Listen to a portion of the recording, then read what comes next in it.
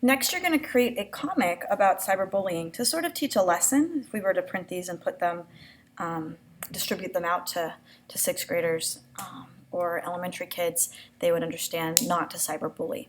So we're going to create a comic using the wonderful program Storyboard that. I'm not sure how many of you have already been to this site before, so I'm going to teach it as if it was your first time at the site.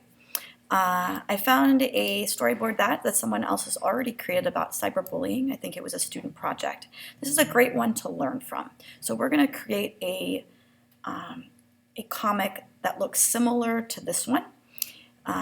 So basically, a kid is very eager to answer the question from the teacher, and the teacher's like, yes, that's correct. And another student in the class is like, oh, he's such a smarty pants, and he decides to bully him. So we have Johnny here at home. Everything's going pretty well, but then he gets a really mean text message. He opens it up. It's really rude, super rude. Of course, it's going to upset Johnny, so he's not so talkative in school, and the bully is just excited because it's actually working.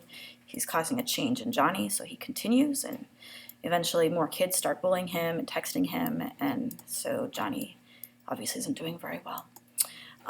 So with that, we're going to go to Storyboard that. So you're going to go to Storyboard that website, you're going to log in with Google, and you're going to click Create a Storyboard. I've already started, so I can show you how I created this. It's a little bit different than this one, but you can make a few artistic changes as well. So you have 6 cells instead of 3 cells. You're going to click Add Delete Cells and just choose 3 by 2. This is the free version. I don't believe you can make more than 3 by 2. So we can only have a comic with 6 cells. And 6 cells is each of the boxes. So to get the classroom, you're going to have to go up to Scenes and choose School. And there's all different kinds of classrooms. You don't have to get the same classroom that I used. You don't have to get the same classroom that this person used. I got this one before, so I'll just continue. But you feel free to use a different classroom. Okay, now that you have your classroom, just to make sure it fills the whole cell, click this button right here. Now it's time to get our characters. So go to Characters, and we need one teacher, so Adult, and I'll use a different person. We'll have this be the teacher this time. And I want the teacher not to look so ghostly, so I can go ahead and color her in. Okay. You could also change her dress color. So there's different things that you could do which are kind of fun. You can always go back and do that more. I also need some students. So I'm going to go over to Teens and choose a student. Edit pose. I'm going to have this person sitting down because they're sitting down in their desks. Now I want this one to go kind of behind the teacher, and when I put the student in, she goes in front because whatever you put in last goes in front. To change that, these layers button will move her in front or behind. So this one will go behind and this one goes in front. So now she's behind. I also don't want her so ghostly looking, so I will change her how she looks and just sort of have her sitting behind the teacher. The teacher I want to sort of face the class, so I'm going to go ahead and click Edit Pose and change her.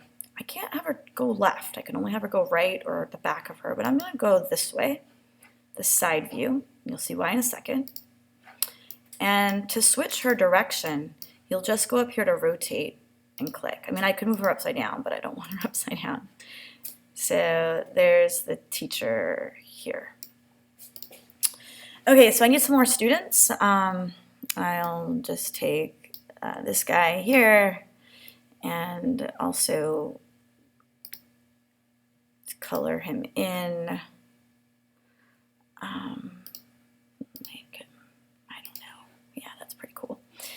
He's Bancroft student, so maybe I could change his, or maybe it's a free dress day, so I don't have to worry about being in uniform today. If you want to do uniform, that's fine. And I'll have him sitting down, and that looks pretty good.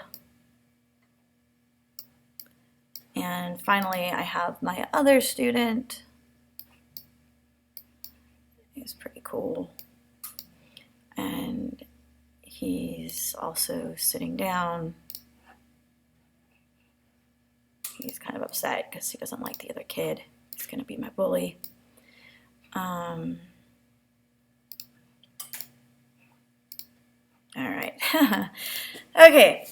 Now I need to have my speech bubbles. So if you go to Textables, you can make your speech bubbles. I need her to say something. And she's going to say, "That's correct, Johnny." Oops, spelled it wrong. Having a hard time. "That's correct, Johnny." Okay, and then Johnny is going to be also talking, super eager to answer the questions. And I know sometimes students get upset, even teachers do, when a student is so eager and maybe calls out in class. But the thing is you don't know what's going on in someone's brain.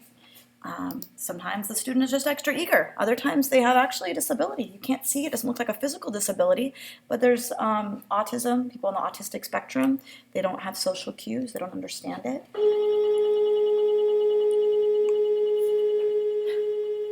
So it's important not to judge someone. That's what I'm trying to say.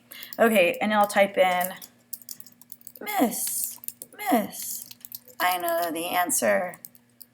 It's 24. Almost out of time. The bell just rang. I'm going to have a class coming in. But finally, I have a speech bubble. Now, to get the next scene, instead of having to start over, since if I wanted to repeat a scene, I could just, or copy a character. I've already colored him in perfectly. I could just click on him. And now I have Johnny here for the next scene. Instead of having to re-paste him in.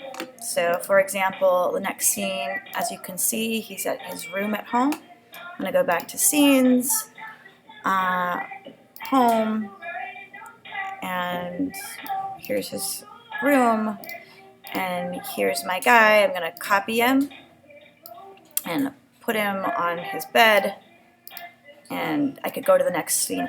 I just wanted to show you that because instead of having to recolor him in, I could just copy what I've already done. Okay, please continue making this as your example, and then you'll later create your own.